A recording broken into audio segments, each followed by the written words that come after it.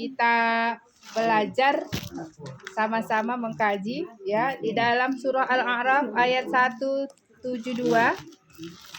Bismillahirrahmanirrahim.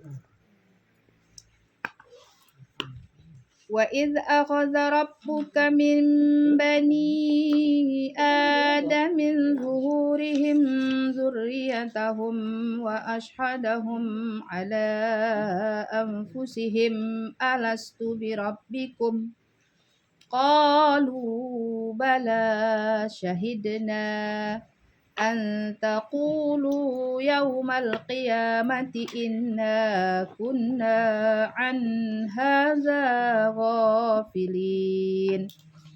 Artinya, dan ingatlah ketika Tuhanmu mengeluarkan dari sulbi tulang belakang ya, tulang belakang Nabi Adam ya, anak cucu Adam keturunan mereka, dan Allah mengambil kesaksian terhadap ruh mereka seraya berfirman, bukankah aku ini Tuhanmu? Kemudian mereka menjawab ya.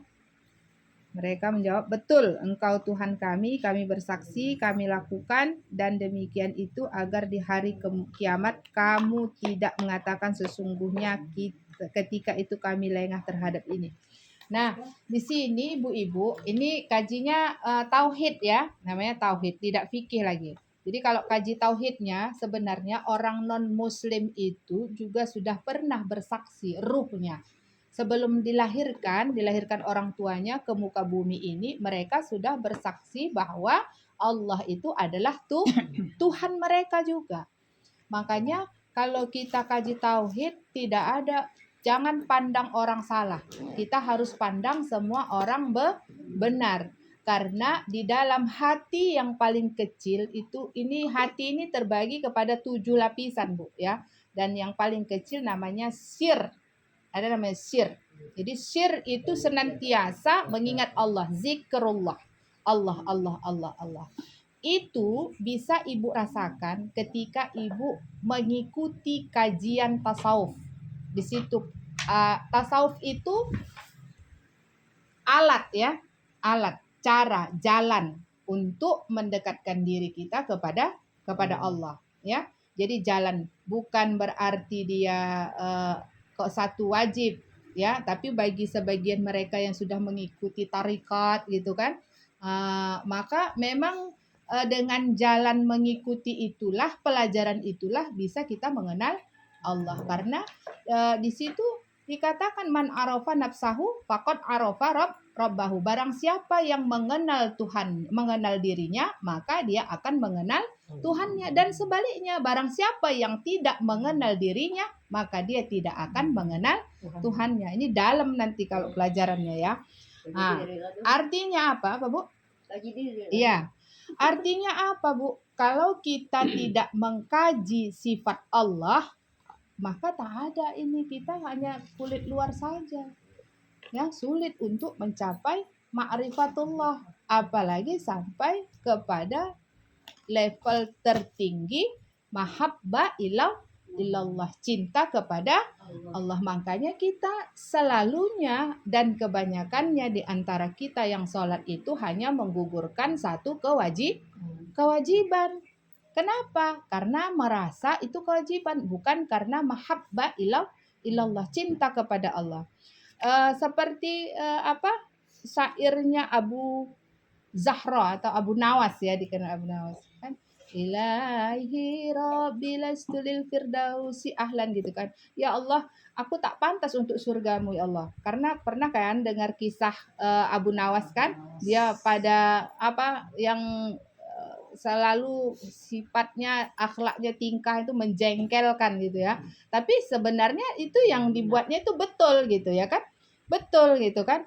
Contohnya apa? Saya pernah membaca kisah dia itu, namanya kisah Said Juha.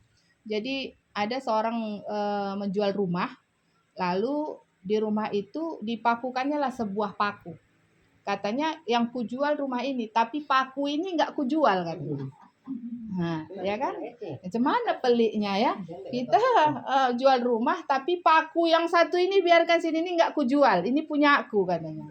Nah, jadi maka bagaimana Said Juha ketika itu menyelesaikan, ya kan, menyelesaikan persoalan itu gitu kan. Nah, jadi dia memang kadang-kadang yang kebanyakan dari kisah-kisah Abu Nawas ini kan memang menjengkelkan gitu ya. Kadang-kadang kita di luar nalar kita. Dia disuruh memenjarakan angin, ya kan, oleh Raja apa Rashid itu kan, disuruh memenjarakan angin. Gimana cara memenjarakan angin? Apa yang dia lakukan? Tengah malam dia ambil kentut, masukkan dalam botol, baru kemudian dikasihumkan sama raja, ya kan. Nah, ini udah kupenjarakan angin. Gimana kita tahu angin situ sudah dipenjarakan, ya kan?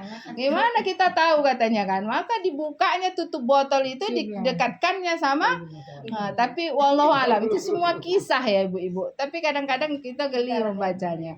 Nah, jadi ibu-ibu, kenapa bisa ada orang yang kafir tapi dia sudah mengaku, ya kan? Kita kan sudah syahadat nih, syahadat asyhadu. Ini kan qalu bala syahidna. Iya benar, engkau itu Tuhan kami kan gitu. Engkau itu Tuhanku gitu kan. Sebelum kita dilahirkan, ini kita yang lahir ini kan hanya fisiknya nih, Bu. Kalau ruhnya sudah beribu-ribu tahun kita sudah diciptakan. Bukan tiba-tiba saja ces gitu, enggak. Sudah ada, Bu, tertera tulisannya semua, sudah lengkap. Jadi itu tinggal menunggu, ya. Fisiknya ini yang hidup. Nah, fisiknya ini yang nanti dikubur. Tapi ruhnya akan tetap hidup abadan abada. Selama-lamanya hingga yaumil mahsyar.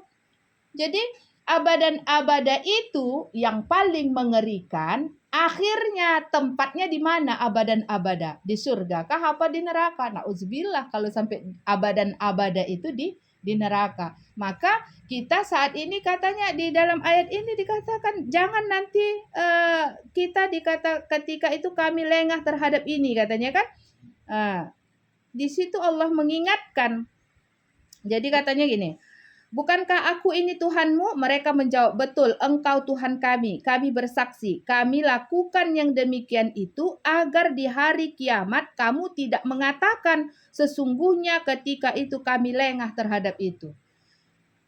Jadi yang menentukan nantinya di yaumil mahsyar kondisi kita itu kapan? Saat ini, Bu. Saat di dunia. Kitalah yang akan menentukan. Tapi apakah sudah tertulis di Lauhil Mahfuz? Sudah. Hanya saja, Bu, ada namanya qada, ada namanya qadar. Ada ketentuan baik, ada ketentuan buruk. Sebenarnya ketentuan buruk tuh nggak ada. Itu hanya bahasa kita, Bu. Ya, karena Allah selalu menciptakan yang terbaik untuk hambanya. Ya kan? Iya. Jadi kenapa tak ada lawan daripada kata baik, buruk gitu ya kan? Maka kalau lawan dari kata tidur apa, Bu? Bangun gitu ya. Tapi kalau sebenarnya makanya ada pertanyaan, kenapa Allah menciptakan yang buruk kalau dia sayang kepada hambanya, kan demikian kan? Tapi sebenarnya nggak ada yang buruk. Kitanya aja yang memandang seperti itu kajiannya. Contohnya begini, saya ada beberapa hari yang lalu membaca sebuah riwayat ya kan. Jadi burung itu, Bu, burung yang kecil-kecil itu senantiasa bertasbih itu. Cicit itu bertasbih. Subhanallah, itu bertasbih. Kalah kita, Bu, tasbihnya. Ketimbangkan hewan-hewan itu, burung itu. Dan dia burung pipit itu, ya segala burung itu meminta hanya kepada Allah. Berserah diri hanya kepada Allah. Ibu bayangkan, ya kan? Rumah burung itu kayak mana, Bu? Dia terdiri dari jeraminya, daun-daunan yang kering, ya kan? Nah, pada satu ketika datang angin bertiup kencang, ya kan?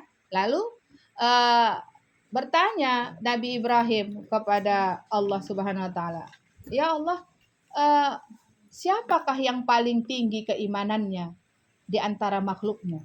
Allah mengatakan, burung, karena dia tidak pernah meminta kepada selain aku, kata Allah. Nah, mana dia? Biasanya dia datang meminta kepadaku, bertasbih kepadaku, tapi kali ini dia belum datang. Maka tiba-tiba datanglah burung pipit ini tadi, lalu mengatakan, Dia menangis sedih, ya Allah, rumahku sudah ditiup angin. Sudah ditiup angin, ya kan? Dan tak ada lagi rumahku. Lalu Allah mengatakan, dia ketika itu sedih.